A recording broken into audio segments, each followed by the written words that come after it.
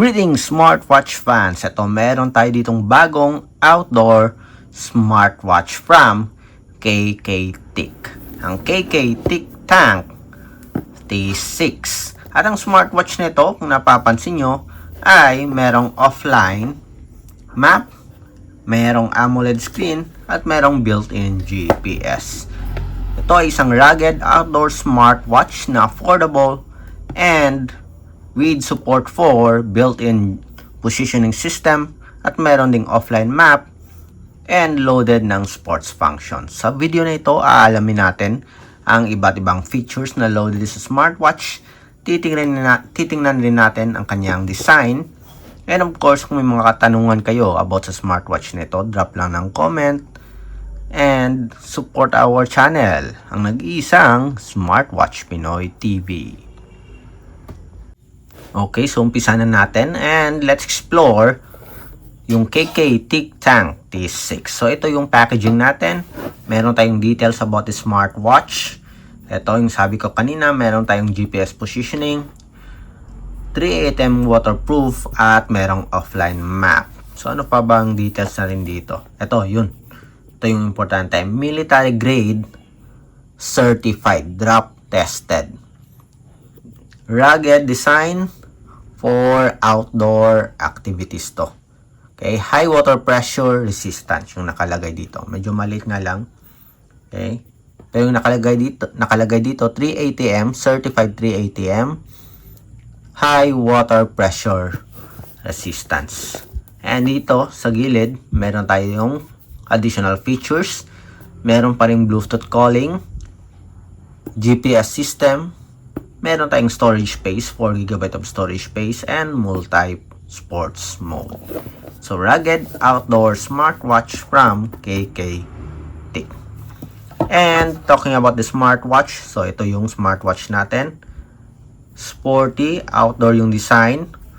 Full metal body frame, medyo may kabigatan. Solid yung pagkakayari. Plastic back cover. Meron tayo ditong rotary physical button. Yan. Meron tayong dedicated sports button. Okay. And of course, AMOLED screen display. Yan. Chinek ko to kanina, meron itong sports or animated. Okay, 3D watch face. Tingnan natin ulit. Saan nga ba yung 3D natin kanina? Okay, baka. Yan. Yun, ganda. So, pwede ka nang maglagay ng sarili mong video as a watch face. Ito yung, wait muna natin. After several seconds, lalabas yung always on display support natin. Again, meron tayong AOD. Always on display feature. So sa features natin, ito mayroon tayong sports. Nakalagay ba dito kung ilang sports?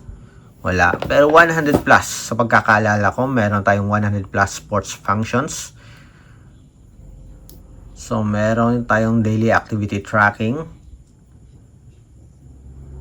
May Bluetooth call. So, meron din tayong heart rate monitoring, sleep monitoring. So, meron tayong push notifications, dial pad, weather report, blood oxygen monitoring, meron din, sports courses, meron din tayong offline map. Ito yung maganda dito. Ito yung gusto ko sa smartwatch nito. Meron tayong offline map. So, ibig sabihin nito, you don't need to have an internet connection para lang gamitin yung map natin with combination of GPS. So, meron tayong altitude barometer, meron ding compass, offline music. So, ito, papakita ko sa inyo. So, yung offline music natin. So, meron itong storage space 4 GB. So, pwede kang mag-upload or mag-download ng MP3 file dito and makinig directly sa smartwatch.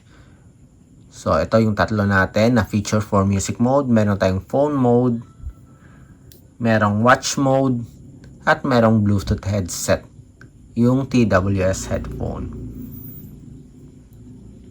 Merong pressure detection, breathing exercises, meron din.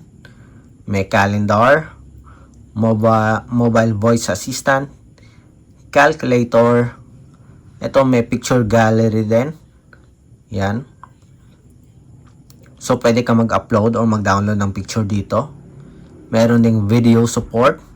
So, pwede kang maglagay ng video. Meron ding recorder. At merong games. So, ito yung iba't ibang games natin dito.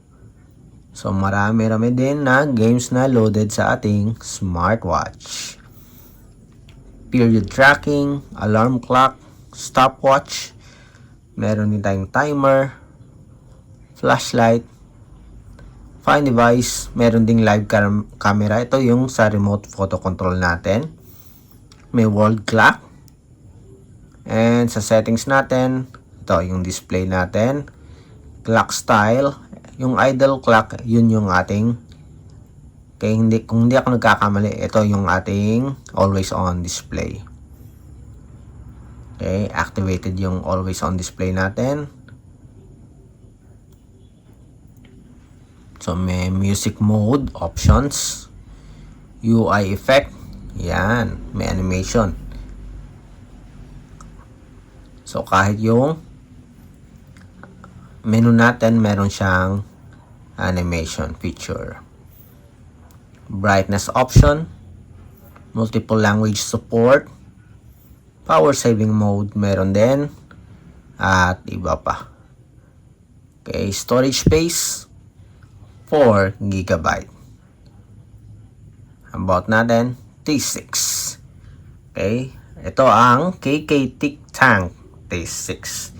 Isang rugged outdoor smartwatch na may built-in GPS at support sa offline map and of course storage space for video, photo, and MP3 files.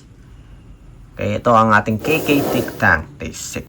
So kung may katanungan kayo about sa smartwatch nito, drop lang ng comment. And of course, support our channel, ang nag-iisang Smartwatch Pinoy TV. Bye!